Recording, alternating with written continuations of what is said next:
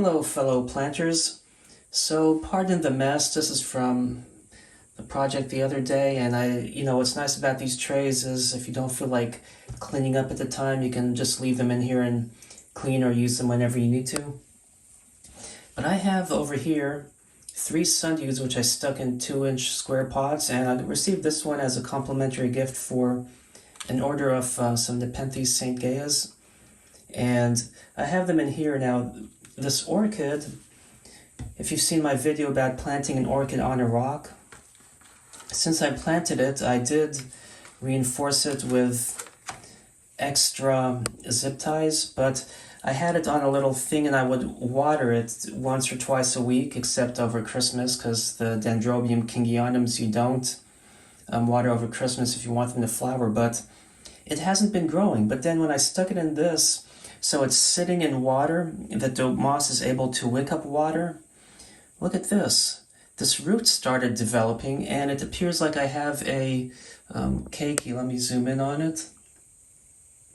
That's starting to form off these bigger keikis. So anyway, it seems like this can sit in wet moss continually without actually dying, but I'm not too sure about that because I'm still not well versed in orchid care, because everyone says you have to let it dry out completely between waterings.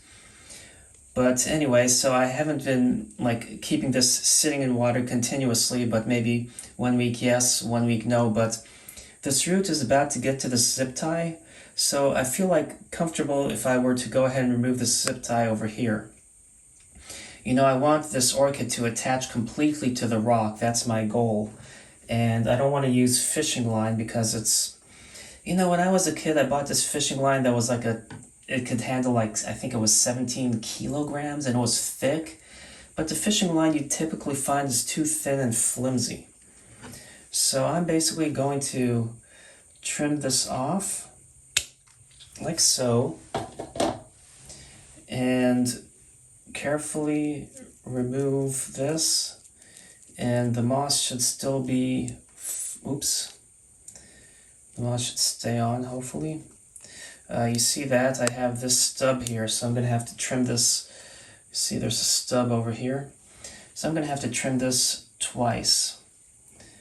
So I'm just going to carefully reach in here, avoiding roots. And hold the moss there so it doesn't slide out, because if I pull it, it comes out. And basically now I can hope this keiki will grow and attach. I'm surprised that this orchid, the roots didn't look very healthy when I got it, so I don't know if I was sent one that was dying and on its way out, but hopefully this will proliferate and I can get this to flower soon. But I'm going to go ahead and just keep this in the water for the time being, because if those roots are dead, if those roots are dead, then it won't matter, and at least it will be well watered without really worrying about root rot. So I can go ahead, and this takes forever using a squeeze bottle, but it's good when you have distilled water in there. And I like how I have live sphagnum over here.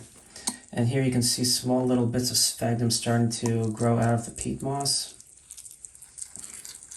But I do need to make some fertilizer to fertilize the leaves of the sundews, because these were some I propagated, but they never get really big unless you fertilize them or feed them.